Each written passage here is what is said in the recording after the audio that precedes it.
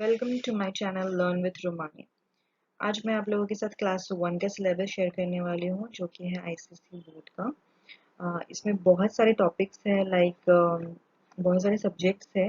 आप सब्जेक्ट्स देखिए। First English language है, English literature, science, maths, environmental science जिसे हम ईवीएस कहते हैं, social studies, computer science, Hindi and Marathi. अभी मैं आपको एक एक सब्जेक्ट में डिटेल बताती हूँ कि पूरा ईयरली क्या क्या लिया गया था। मेरा बेटा उसका फर्स्ट स्टैंडर्ड हो गया है अभी कंप्लीट, इसलिए मैं आप लोगों के साथ अभी शेयर कर रही हूँ पूरा ईयरली क्या क्या हुआ है और किस तरह से मैंने करवाया है।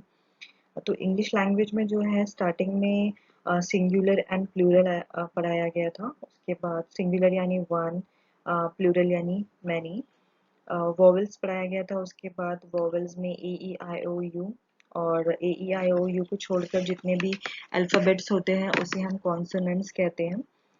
ओके, उसके बाद आर्टिकल्स लिया गया था। आर्टिकल्स में ए और एन पढ़ाया गया है, द नहीं पढ़ाया अभी।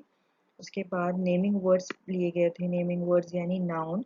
नाउन के जो है टू टाइप्स होते हैं, common noun and proper noun. उस पे भी बहुत सारी एक्सरसाइज ली जाती है।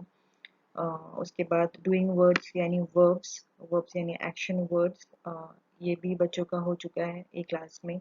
अच्छी खासी एक्सरसाइज भी ली गई है हम लोगों की। डिस्क्राइबिंग वर्ड्स यानी एडजेक्टिव्स, ये भी बच्चों को इंट्रोड्यूस हो गया है। Days of the week and months of the year, ये जो है स्टार्टिंग में ही सिंगुलर एंड प्लूरल के साथ ही लिया गया था स्टार्टिंग के ईयर में। Days of the week and months of the year में क्वेश्चंस कैसे होते हैं, जैसे कि how many days are there in a week, what comes after Monday, what comes before Sunday, spellings पूछी जाती हैं। और उसके बाद मंथ्स ऑफ द ईयर में how many days are there in a month, how many days are there in a week, उसके बाद which is the first month, what is the last month. इस तरह के क्वेश्चंस बच्चों को पूछे जाते हैं ओरल्स में। ओके, उसके बाद इंग्लिश लिटरेचर है। इंग्लिश लिटरेचर में जो है चैप्टर्स होते हैं और पोम्स होती हैं।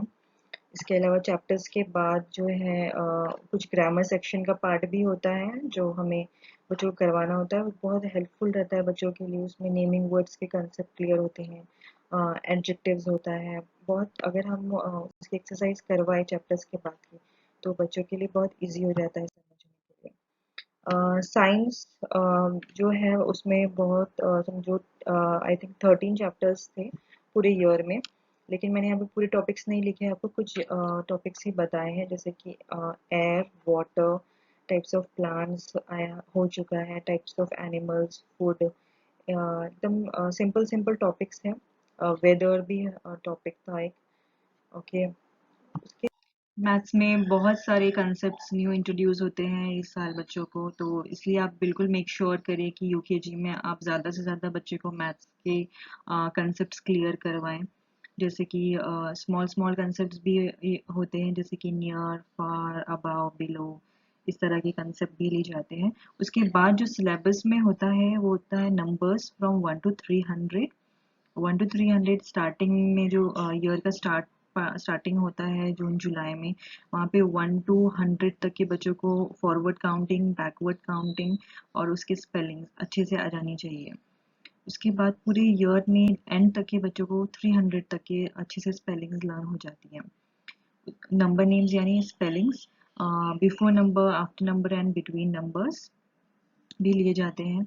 उसके बाद greater than, less than and equal to, जब ये कंसेप्ट लिया जाता है तो आप बिल्कुल मेक श्योर करें बच्चों को बिग नंबर और स्मॉल नंबर का डिफरेंस अच्छे से पता हो, क्योंकि अगर वो डिफरेंस उन्हें पता नहीं होता है तो इसमें बहुत प्रॉब्लम होती है समझने में। तो पहले आप big number small number clear करवाएं, उसके बाद greater than, less than, equal to हम आगे का स्टेप लेते हैं। उसके बाद big number small number clear हो गया तो असेंडिंग एंड डिसेंडिंग ऑर्डर भी बच्चों के लिए समझना ईजी हो जाता है। उसके बाद आता है इवन एंड ऑड नंबर्स। ये बहुत सिंपल है, बच्चे इजीली कर लेते हैं। ऑर्डिनल नंबर्स है। ऑर्डिनल नंबर्स यानी जो पोजीशन डिफाइन करता है ऑब्जेक्ट की, like first, second, third, fourth, इस तरह से। ये भी बहुत सिंपल कंसेप्ट है, ये भी बच्चे जल्दी सीख लेते हैं। उसके बाद है addition and subtraction. Addition subtraction में सिंपल 1 डिजिट एडिशन होता है, फिर उसके बाद 2 डिजिट एडिशन होता है, और उसके बाद वर्ड प्रॉब्लम्स होते हैं। वर्ड प्रॉब्लम भी बहुत सिंपल सेंटेंसेस के होते हैं, इतना ज़्यादा टफ नहीं है अभी इनिशियल, लेकिन सिलेबस जो है बहुत सारे पॉइंट्स बहुत ज़्यादा है तो वो वास्ट है। अदरवाइज टॉपिक्स जो है वो अगर आप रेगुलर बेसिस पे करवाते रहे, हमेशा प्रैक्टिस करवाते रहे, तो बच्चों को ईजी लगने लगता है। उसके बाद टाइम है। टाइम में बच्चों को 12 o'clock, 1 o'clock, 2 o'clock इस तरह से ही टाइमिंग सिखाया गया है। और उसमें कितने हैंड्स होते हैं, आवर हैंड, मिनट हैंड, कितने टाइप्स के क्लॉक्स होते हैं, एनालॉग, डिजिटल क्लॉक, इस तरह से बच्चों को करवाया गया है। और उसके अलावा मेजरमेंट भी एक टॉपिक था, जिसमें long, longer, longest, short, shorter, shortest, इस तरह का कंसेप्ट भी बच्चों को सिखाया गया था। एनवायरमेंटल साइंस में भी जो है बहुत सारे टॉपिक्स होते हैं, जैसे कि me and my body, my family and my neighbours. उसके बाद वाटर होता है, my home, keeping safe, means of communication, animals around us, इस तरह के टॉपिक्स किए जाते हैं एनवायरमेंटल साइंस में। उसके बाद होता है सोशल स्टडीज़। सोशल स्टडीज़ में भी सेम टॉपिक ही होते हैं, मिलते जुलते ही टॉपिक्स कवर होते हैं, लाइक स्टार्टिंग में my self, my body, family, my school, my classroom, clothes, my home, neighbourhood, people who help us, इस तरह के टॉपिक्स कवर होते हैं। Festivals and celebrations, good manners, good habits, safety, इस तरह के टॉपिक्स जो है सोशल स्टडीज़ में लिए जाते हैं। कंप्यूटर साइंस में भी फर्स्ट टाइम इंट्रोड्यूस हो रहा है कंप्यूटर साइंस भी बच्चों को, तो कंप्यूटर के बारे में फर्स्ट चैप्टर कंप्यूटर पे होता है। उसके बाद यूजेस ऑफ कंप्यूटर होते हैं, पार्ट्स ऑफ कंप्यूटर होता है। उसके बाद कंप्यूटर माउस पे एक पूरा फुल चैप्टर होता है। कंप्यूटर कीबोर्ड पे फुल चैप्टर होता है। एक स्टोरेज डिवाइसेस पढ़ाए जाते हैं बच्चों को डिफरेंट। एक एक टॉपिक पे मैं डेफिनेटली चैप्टर्स पे वीडियो बनाऊंगी डिटेल में। अब हिंदी भी जो है बच्चों को फर्स्ट टाइम इंट्रोड्यूस हुआ है, तो स्वर होता है बच्चों को अ से लेके आ तक, व्यंजन होता है क से लेके श तक, और बच्चों को पूरी मात्राएं ली जाती हैं।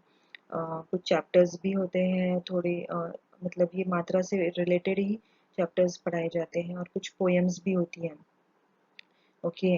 और पूरे साल के एंड तक के बच्चों को हिंदी रीड करना अच्छे से आ जाती है, चैप्टर्स रीडिंग करना अच्छे से आ जाती है। मराठी बच्चों को फर्स्ट टाइम इंट्रोड्यूस होता है, तो स्टार्टिंग में बच्चों को हिंदी के जैसे ही अ से लेके आहा तक सिखाया जाता है। उसके बाद क से लेके श तक, और क से क्या आता है, ख से क्या आता है, ग से क्या आता है, इस तरह से बच्चों को वर्ड लर्न करवाते हैं। और कुछ फड़े यानी फ्रूट्स के नाम बच्चों को लर्न करवाते हैं। भाजिया यानी वेजिटेबल्स, पक्षी यानी बर्ड्स, कीटक यानी इंसेक्ट्स, रंग यानी कलर्स बच्चों को सिखाए जाते हैं मराठी में। फूले यानी फ्लावर्स, एंड कुछ वाक्य जो रहते हैं जो बच्चों को रीड करने लगाते हैं, जिससे उनको उनकी रीडिंग स्किल्स भी बढ़ती हैं मराठी सब्जेक्ट में। ओके। उम्मीद करती हूँ कि मैंने पूरे पॉइंट्स कवर किए हैं। अगर आपको वीडियो अच्छा लगे है तो प्लीज़ लाइक करें, चैनल को सब्सक्राइब करें, एंड थैंक्स फॉर वॉचिंग।